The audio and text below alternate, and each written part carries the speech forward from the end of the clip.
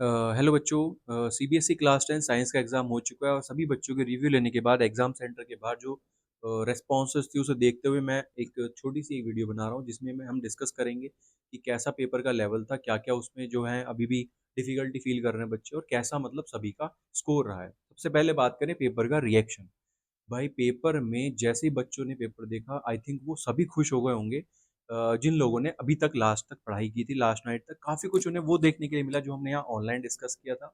बहुत सारी चीज़ें जो है यहाँ पर बात करेंगे आज हम।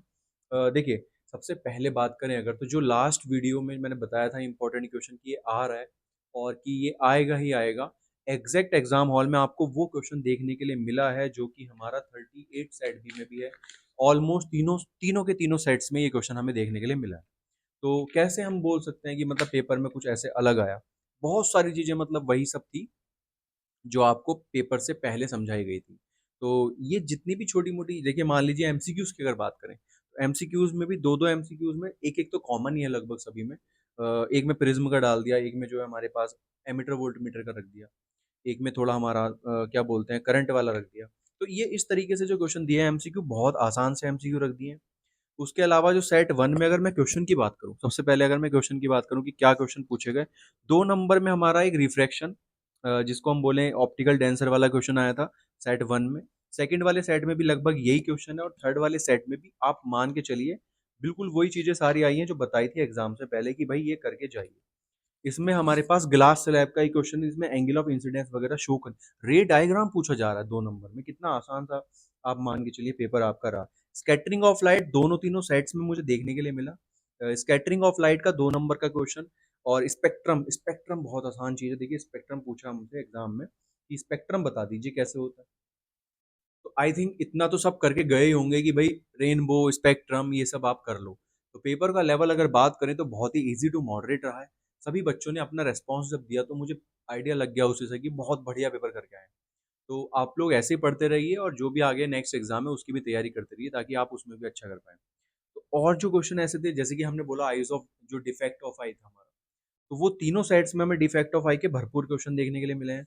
उसके अलावा हमारे पास एक कॉनकेव मिरर का और लेंस का भी क्वेश्चन मिला है देखने के लिए 2 नंबर में, सेट 2 में। ओम्स लॉ के बेस पे क्वेश्चन मिला है देखने के लिए सेट 3 में। सेट 3 में एक क्वेश्चन आया जो मैंने बोला था एग्ज़ैक्टली ग्राफ का ही क्वेश्चन आ रहा है। ग्राफ का ही क्वेश्चन बिल्कुल उसमें देखने के लिए मिला, ओम्स लॉ के बेस पे। उसके अलावा हमारे पास न्यूमेरिकल पोर्शन में जो है लेंस का न्यूमेरिकल मिला देखने के लिए। उसके अलावा हमारे पास इलेक्ट्रिक हीटर की जो मैं बात कर रहा था, हीटर और बल्ब की, वो क्वेश्चन मिला है देखने के लिए। डिफेक्ट की भी हमने बहुत सारी ऐसी चीज़ें देखी इसमें मिली है हमें क्वेश्चन करने के लिए। लॉन्ग में भी जो बात करें, एक मैग्नेटिक इफेक्ट का करंट का क्वेश्चन आ गया यहाँ पे। मैग्नेटिक इफेक्ट जो है हमारा, वहाँ से क्वेश्चन स्ट्रेट वायर का और पूछा था। तो मतलब काफ़ी सारे क्वेश्चन वही हैं जो हमने एग्ज़ैक्टली एग्ज़ाम से पहले डिस्कस किए थे। तो बहुत सारे क्वेश्चन हमें वही देखने के लिए मिले। तो आई होप आपने इस बढ़िया क्वेश्चन के पेपर को अटेम्प्ट किया होगा। सोलेनॉइड जिस जिस बच्चे ने किया था एकदम थम्स अप कर दीजिए, लाइक कर दीजिए, शेयर कर दीजिए, कमेंट कर दीजिए नीचे अगर आपको सोलेनॉइड पहले बोला था और आपने पढ़ के गए हैं एग्जाम हॉल में। सोलेनॉइड का वही बोला था मैंने टॉपिक के सोलेनॉइड आ रहा है। इसके सारे वो कर लीजिए आप, जो भी हमारे रे डायग्राम्स वगैरह हैं, जो भी हमारे उनकी मैग्नेटिक इफेक्ट वगैरह की जो भी मैग्नेटिक डायग्राम है। उसके अलावा हमारे पास स्ट्रेस्ड क्या बोलते हैं करंट कैरिंग सोलेनॉइड आया था, ठीक है। इसमें भी एक मैग्नेटिक इफेक्ट का करंट क्वेश्चन था कि मैग्नेटिक फील्ड थी उसमें इलेक्ट्रॉन मूव कर रहा है, सेट 1 में क्वेश्चन था, लॉन्ग था, ठीक है। तो ये क्वेश्चन भी हमने बात की थी कि एग्जाम हॉल में आ रहा है, तो आपने आई थिंक इसको पढ़ के गए होंगे। तो काफी सारी वही क्वेश्चन पूछे हैं। फिजिक्स की अगर मैं सिर्फ बात करूं जो हमने एग्जाम से पहले डिस्कस किए थे, केमिस्ट्री में भी काफी कुछ वही क्वेश्चन है जो हमने यहाँ पे डिस्कस किए थे, चीजों को पढ़ रहे थे बहुत पहले से। होमोलोगस सीरीज का क्वेश्चन आ गया भाई साहब। होमोलोगस सीरीज तो बहुत आसान, हमने पहले से ही पढ़ते आ रहे हैं। उसके अलावा electrolytic refining of copper electrolysis आ गया हमारे पास करने के लिए। बहुत सारे नॉमनक्लेचर जिनकी हम नाम की बात करते थे वो पूछी जा रही हैं। उसके अलावा रिएक्शंस बहुत आसान आसान पूछी गई इस बार। काफी सारे क्वेश्चंस तो ऐसे थे जो हम पहले से, जैसे कोरोजन डेंसिटी और ये सब एक्सोथर्मिक रिएक्शंस क्या होती हैं, एग्जाम हॉल में पूछे जा रहा था तुमसे। इतना आसान सा एक पेपर दे दिया गया आपके लिए। आई थिंक बहुत सारे बच्चों का 60 प्लस ये पेपर गया होगा। मैं बहुत ज़्यादा भी नहीं बोल रहा, 60 प्लस तो एटलीस्ट सभी करके आए होंगे। डायग्राम की अगर बात करें, बायो में भी काफ़ी डायग्राम, जैसे कि एक हमारे पास क्या कहते हैं यहाँ पे, रिप्रोडक्शन के बेस पे यहाँ पे एक डायग्राम आया था करने के लिए। और सेट 3 की बात कर रहा हूँ मैं अभी। उसके अलावा स्टोमेटा का एक डायग्राम बेस्ड क्वेश्चन था, इंसुलिन एड्रेनल हार्मोन्स के बारे में आया था लिखने के लिए। CFC यानी क्लोरोफ्लोरोकार्बन्स के बारे में लिखने के लिए आया था। ओजोन लेयर का जो रोल है वो लिखने के लिए आया था यहाँ पे एग्जाम में। रेस्पायरेशन जिसमें जो ज़्यादा एनर्जी मिलती है, एटीपी एटीपी हम जो पढ़ा था, तो उसका एक क्वेश्चन आया था। मेंडल का एक एक्सपेरिमेंट का क्वेश्चन आपको देखने के लिए मिला। तो यहाँ पे काफ़ी सारी चीज़ें तो ऐसी ही हैं जो आपने एग्जैक्टली पेपर से पहले पढ़ी हुई थी।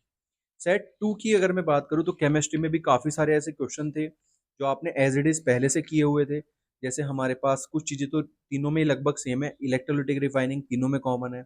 एक्सट्रैक्शन ऑफ कॉपर CO2s, ये भी आपने पढ़ा है। क्लोर एल्कली प्रोसेस जो आप पहले से पढ़ते आ रहे हो वो एज इट इज देखने के लिए मिला। Baking soda, plaster of Paris, इनकी प्रिपरेशन, इनकी जो केमिकल इक्वेशन है वो आई है एग्जाम में। पोटैटो चिप्स वाला वो क्वेश्चन, इसमें नाइट्रोजन क्यों फिल करी जाती है, रेस्पायरेशन एक्सोथर्मिक होता है, सिल्वर क्लोराइड को डार्क बॉटल में क्यों रखा जाता है, ठीक है, सनलाइट से रिएक्शन कर लेता है क्योंकि। उसके अलावा एनोड मड वाला बताया था बहुत पहले, इलेक्ट्रोलिक रिफाइनिंग।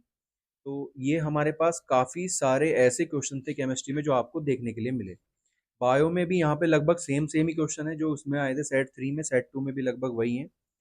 तो ये आपको यहाँ से देखने के लिए मिला। इसमें एक क्वेश्चन यहाँ पे फूड चेन का भी था। फूड चेन का एक क्वेश्चन सेट 2 में मिला है हमारा देखने के लिए।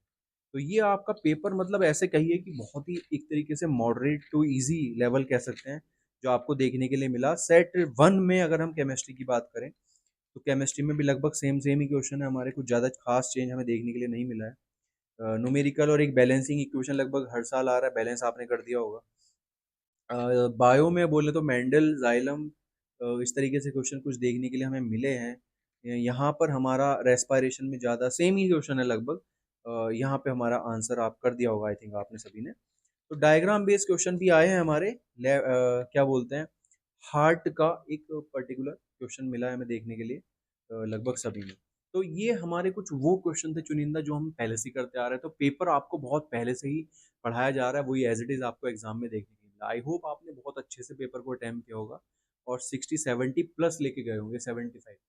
तो आई होप कि ये जितने भी हमने अभी तक वीडियोस बनाए आपको उसके उससे थोड़ी बहुत हेल्प आपको मिली होगी। तो अगर हेल्प मिली है तो शेयर कर देना, लाइक कर देना और सब्सक्राइब जरूर करके जाना। मिलते हैं नेक्स्ट वीडियो में, तब तक के लिए all the best for next exams.